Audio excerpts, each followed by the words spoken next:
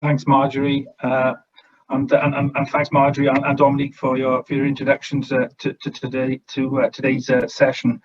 Before I start, I want to just say a personal thank you to Rebecca, to Rebecca Hamner, because a few months ago, Rebecca presented to a meeting that I attended, and following that meeting, I think she saw my name on there. She reached out, and I had a fantastic conversation with Rebecca. And also with Michaela Morris as well, one of her colleagues, and it was apparent that there was an opportunity here to show how sort of collaboration at the local level can make a massive difference to a community, and it just sort of tied in with a number of agendas that One Voice Wales has been involved in over many years around community planning, and so we decided after a very short space of time that it would be a good thing that we come together, and I'm going to be talking about today around town partnerships and a piece of work that we're doing with government, and the potential role that community and town councils can play in terms of being enablers. And then naturally in the second half of the session, Rebecca and colleagues will be giving us a lowdown on the Back to Community Life project. And for all those community and town councillors out there, I can assure you it's a great presentation. I'm not setting up anyone to failure, but it is a great presentation, and I'm sure you're going to learn a lot from certainly the second half of the presentation, if not the first. Okay, without further ado, I'll get into my presentation. So I want to start just by talking at the beginning around the current policy drivers. So if we can move on to the second slide, please. So I'll just rattle through these in some respects. So it'll come as no surprise that one of the big policy drivers for us all at the moment is around COVID, and also our thinking about post-COVID recovery and activity. And I'll talk a little bit further about that as I go into my presentation. Clearly, one of the big issues that we're all going to face moving forward is around reducing finances, and certainly unitary authorities having to sort of increasingly focus their spending around their statutory provision, and areas around non-statutory provision becoming far more vulnerable, and areas where community and town councils will probably have to work far more closely with other organisations to shore up these very important services within communities. There's definitely a pressure around what works, and rightly so. I think, you know, when money is tight, we want to use that money most effectively as we possibly can. And I'm just going to sort of, you'll see on the screen there, there's half a dozen or so big challenges, as certainly as I see it. One of the massive game changers in the last 12 months for the community and town council sector has been around the whole digitalisation agenda. Sort of 15 months ago, it would have been a lovely to-do if we could have got community and town councils to start using technology more effectively, but it would have been a huge ask, even for One Voice Wales, to see the change that has actually occurred because of COVID. For all the ills of COVID, one of the great things that has happened is that technology is being used much more effectively. Certainly moving forward, community engagement and community planning, and this is the part of the presentation I'm talking about, it's going to be a big issue for us. I'll talk about it at length during the course of my presentation. And that associates to joint working and collaboration. I think historically, we've not been the best as a sector in working jointly and collaboratively with other organisations, but what we have seen in the last 12 months is a bit of a sea change in that regard. And certainly to that end, in the last 12 months, we've certainly as a sector taken up sort of different roles and a different purpose in some respects, with what I would regard as sort of neighbourhood level social care and support activities being supported by community and town councils. And of course, the last two bullet points there relate really to the future and the implementation of the Local Government and Elections Act, which is coming to force since January. And again, some big changes around training plans and the potential of community and town councils to gain the general power of competence. So next slide, please.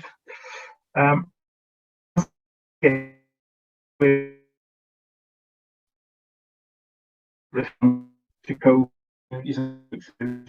show that there is a different way of working together.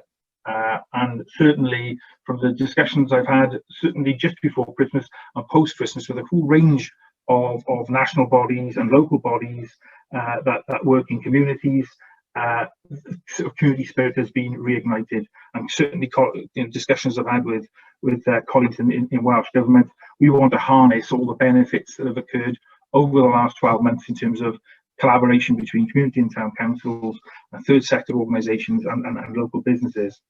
So, we have seen, we did a survey as One Voice Wales within a few months of the COVID lockdown. And in that survey, we identified that there were at least 200 project schemes that had been initiated either by community and town councils, or where community and town councils had taken their reserves and handed money over to local organisations to carry out initiatives within their locality, and doing things like the provision of food banks, collecting prescriptions for vulnerable individuals, having telephone support lines produced with volunteers ringing around to individuals in communities, and a real sense of community, and definitely an increase in the volunteering effort, which was certainly to be applauded and welcomed. So new partnerships have emerged, and they've actually, I think, smashed some of the long-standing ideas about how community and town councils kind of work. And I think what we've seen is community and town councils actually reaching out, and third sector organisations not necessarily being surprised by community and town councils, but actually welcoming their interaction and their support. So where we are now, we're at a very important point in some respects, because there's some other pieces of research that I've been involved in and I've been interviewed about, and there are some challenges, because as we move out of lockdown, there's a fear that we're going to lose potentially some of the volunteering effort, some of that community spirit that has been engendered over the last 12 months. And what we're trying to do as One Voice Wales with Welsh Government and a range of partners is to try and harness and ensure that we don't lose these great initiatives that have been developed over the last 12 months. We want to see them be sustained into the future. If we can move forward, please. Next slide. You'll actually see as well that in the chat section now, we'll start, there'll be some questions that are dropped in there, and I certainly would really welcome participants today engaging in answering and responding to some of these questions that we're putting in there. So if we move on to the next slide, please. So what is the response that perhaps One Voice Wales and its members will? Well, I've certainly been struck over the years by the work of Carnegie Trust, and they've done some fantastic academic research around the enabling state. And I'd like to sort of present a sort of picture of where I think community and town councils can move to as enablers. So what would it look like? It would be where community and town councils have a purpose that supports people and communities to achieve positive change for themselves, doesn't leave vulnerable people behind. It will be where people believe most strongly in the power of local community organisations to improve their area. And I think that's certainly hopefully a key message that delegates will get from today is that collaboration really can work and have really massive benefits on the ground in communities at a very much a sub-unitary authority level. And finally, and this is sort of from some of the work that Carnegie Trust has done, research has shown that people using public services want to be treated as individuals, not as statistics, not as tick boxes, not as user categories. They want to be engaged. They want to feel like that they are being listened to. And I think certainly from the conversations I've had over several years with community and town councillors, they've often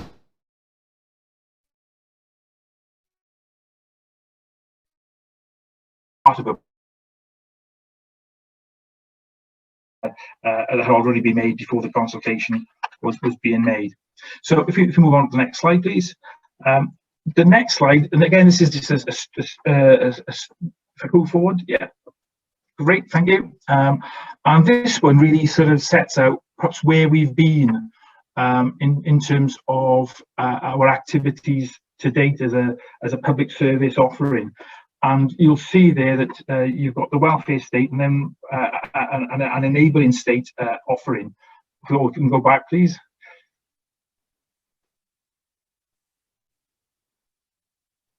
Great, thank you.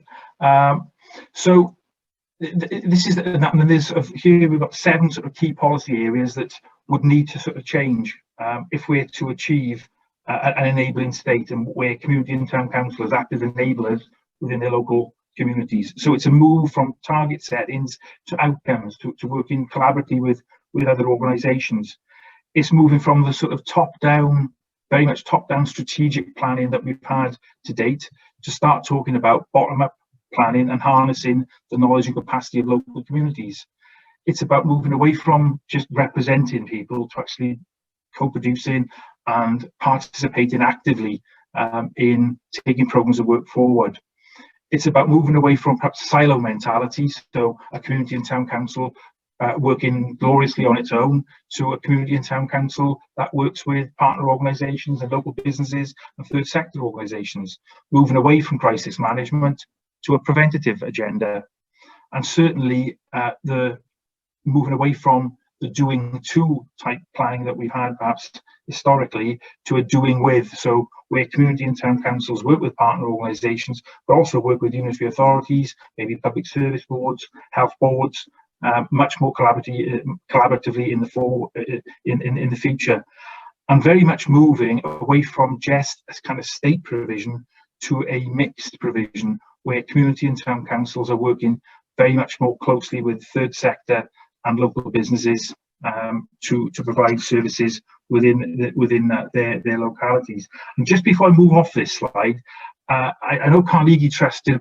a report back in 2015 looking at the potential of the enabling state. They did a review very recently against these 7 areas, and it's kind of interesting, and it is important for the future of the sector that in terms of these 7 areas, the top one, how is Wales doing? So in terms of outcomes, Carnegie feel that we're doing quite well.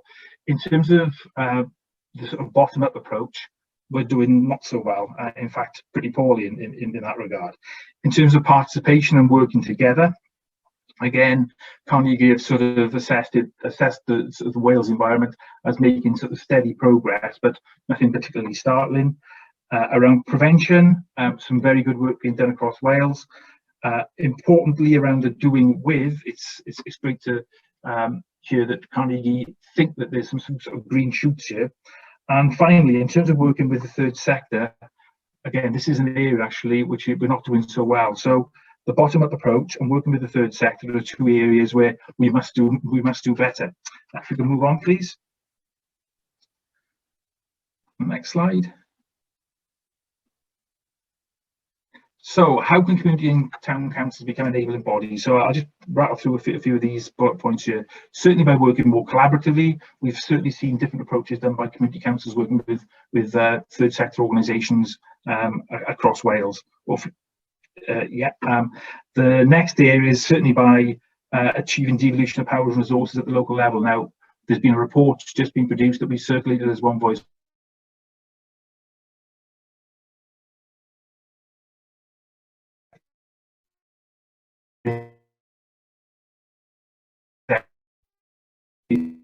with other organisations moving forward.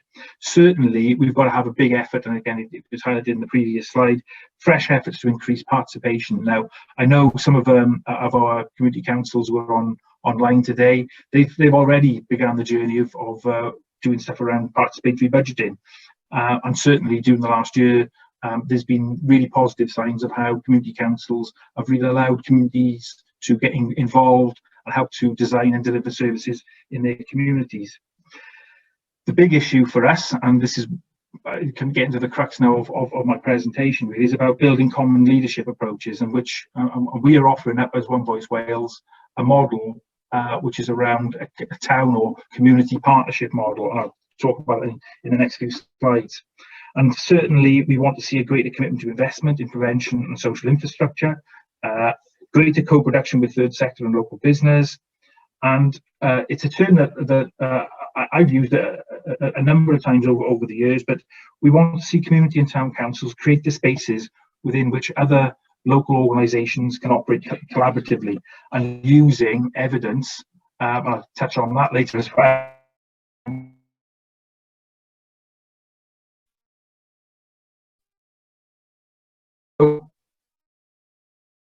Idea of town partnerships to government, and we're calling it a community planning model for Wales, and it's about developing a framework for sustainable place improvement and governance. Well, if we go to the next slide, please.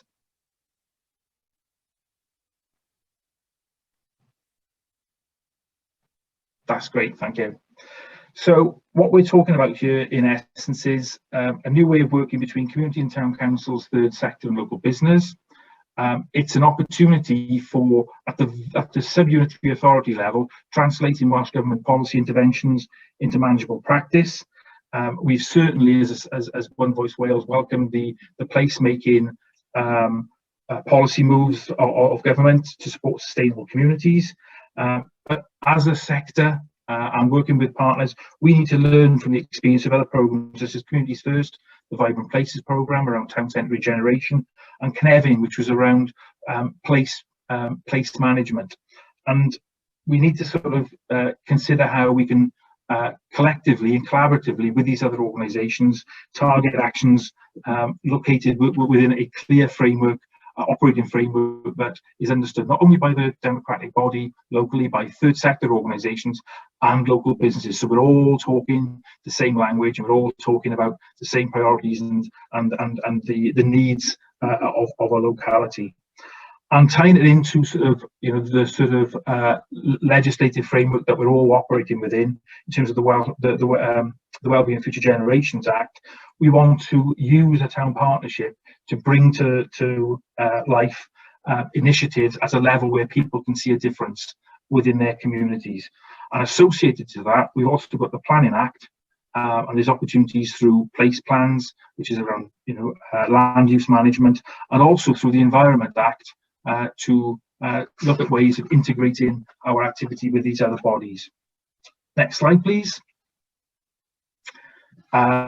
So I just wanted to touch on the importance of locality and place before I moved on to talking a little bit around the town partnership itself. Identity with absolutely significant driver for delivery. Where local organisations have got a common understanding of what's needed, there tends to be much more positivity and much more positive outcomes.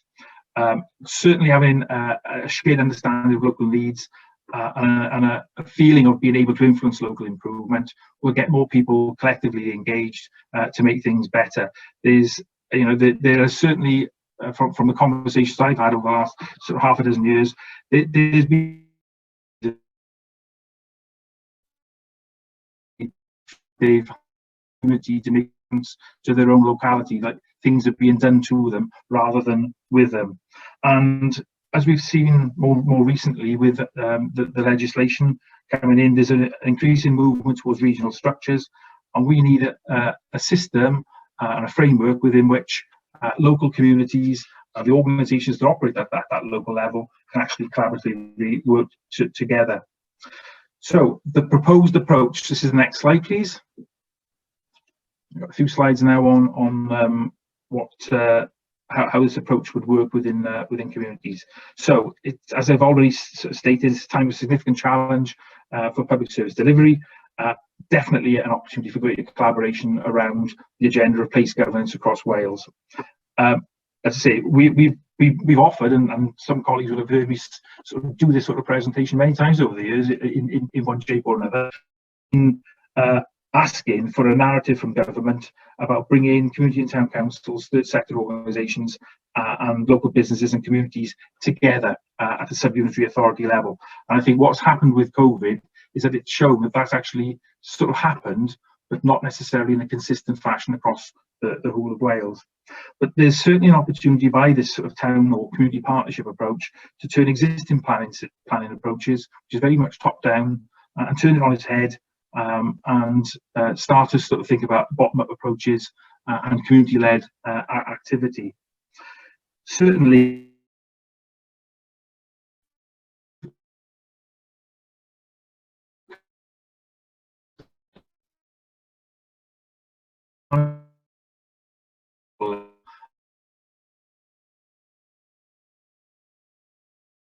or strategic planning for wider localities. And I just wanted to just talk about a couple of examples of where this is actually happening in some respects.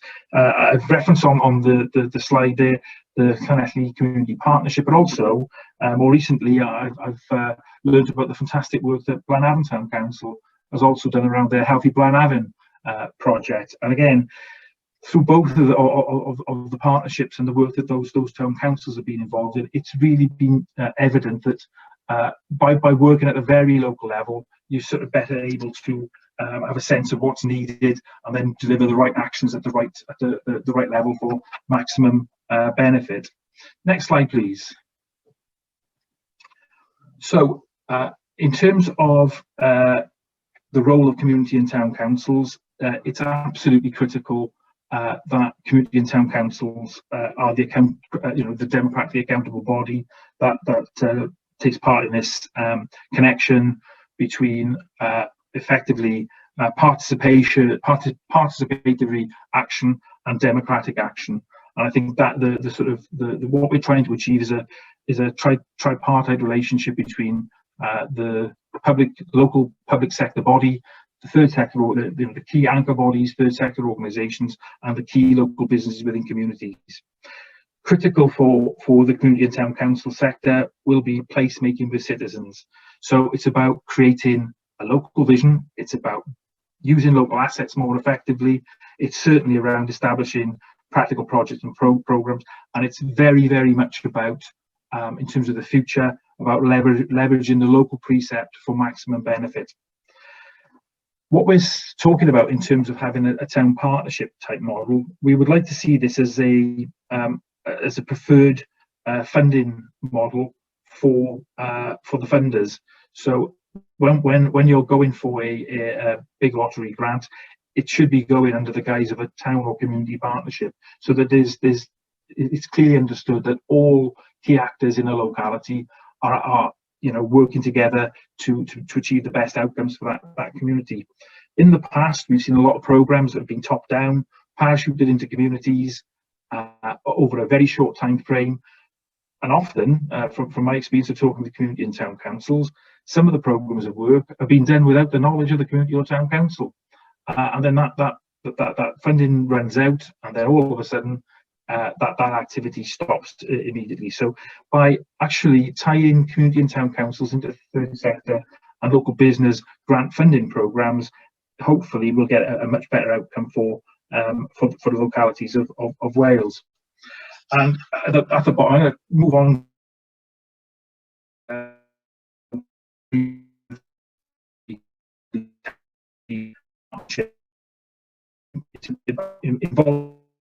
It's about getting volunteer in action.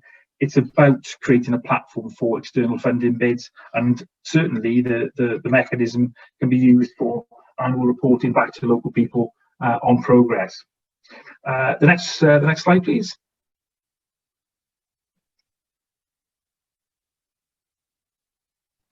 Thank you. And so this here I'm talking about for community or town partnerships. The emphasis will very much be around the importance of building strong, resilient communities, and it's actually, it was through the sort of strong, resilient community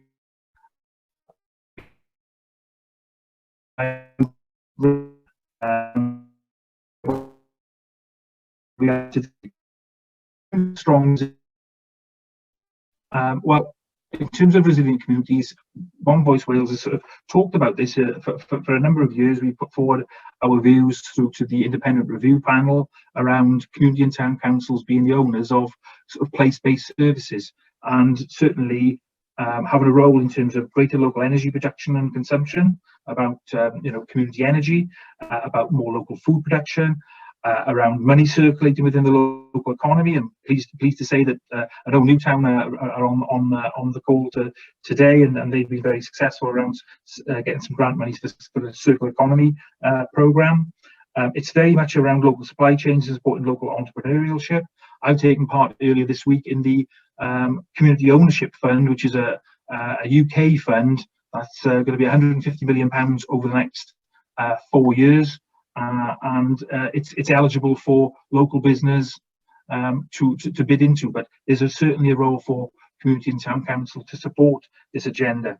Certainly it'll be around stressing the importance of local green space. Last year, community and town councils were very successful in drawing down over £200,000 of capital grants money around the Local Places for Nature programme.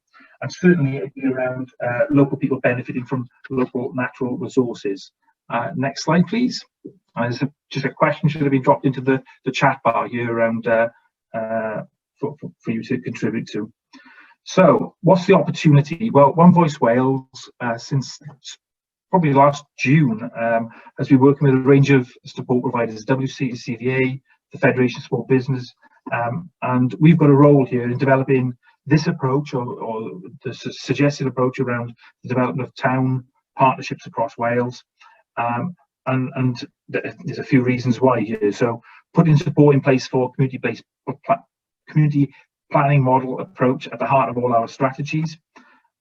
Certainly increasing the opportunities for volunteering within communities and not losing what's been achieved over the last 12 months.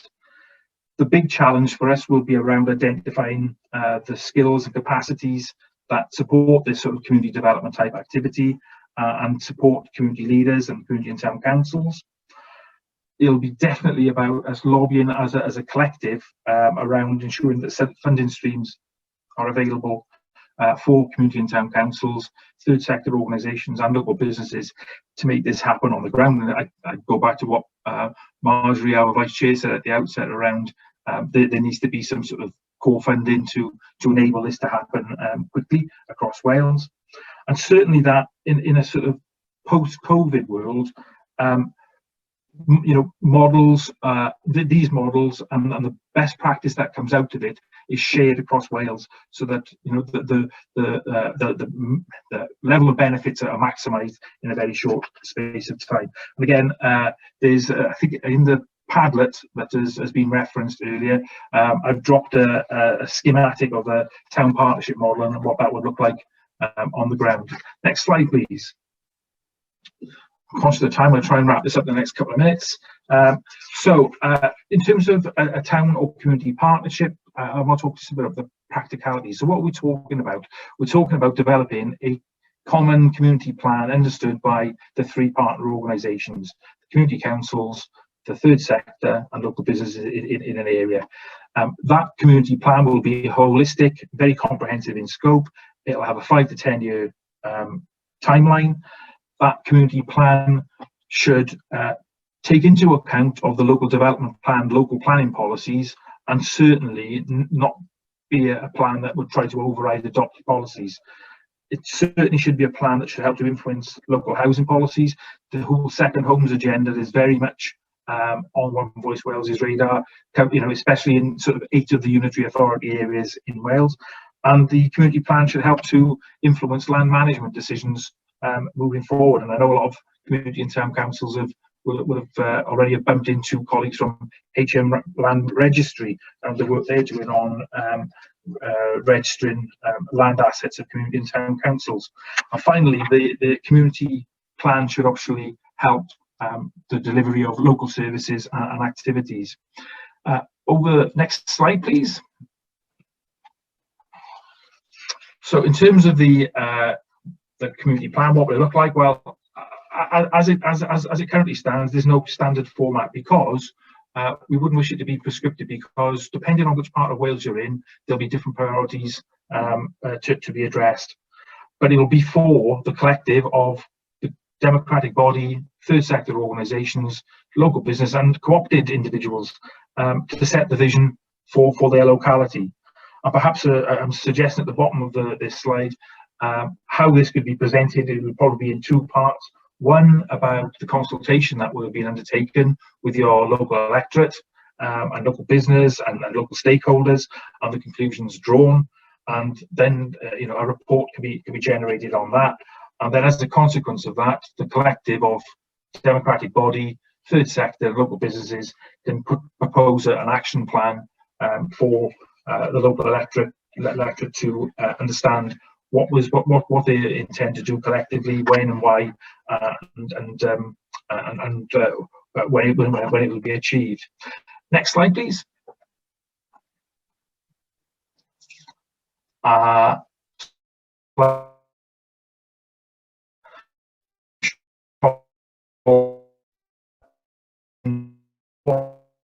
The answer is very much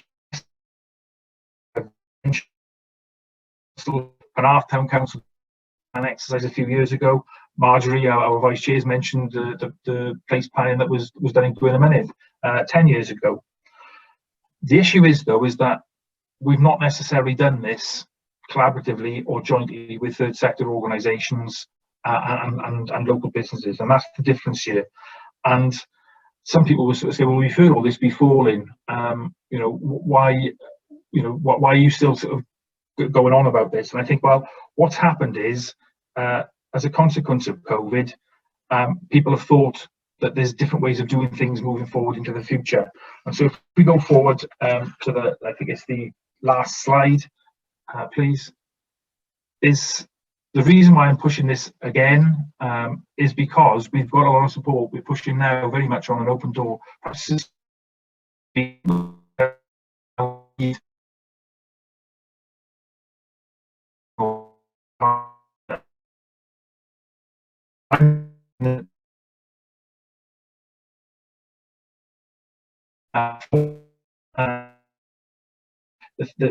new minister around this agenda for the development of town partnerships. One Voice Wales has been heavily involved with a range of organisations in the Understanding Welsh Places programme. I'm sure colleagues on the call would have checked that website out, and you'll see that there's loads of information around locality now available for community councils to share and work with third sector organisations and local businesses to identify what the issues are within their communities, and then be able to identify what needs to happen moving forward. We've had, through the Minister with the planning portfolio, launched the placemaking charter earlier this year. And again, that's very much focused on land use. However, what we're talking about here in terms of a town partnership or a community partnership would complement that, because it would cover not only land use but social, economic and health well-being for a locality. And I'll finish on this point. Without the community and town council, it's been kind of recognised that it's much harder to make collaboration work on the ground. I've had this conversation a couple of times in the last few weeks with colleagues from Welsh Government, certainly around the Local Places for Nature programme that we're heavily involved with as a national body. It's more difficult to work and get those sorts of programmes off the ground where community and town councils don't exist.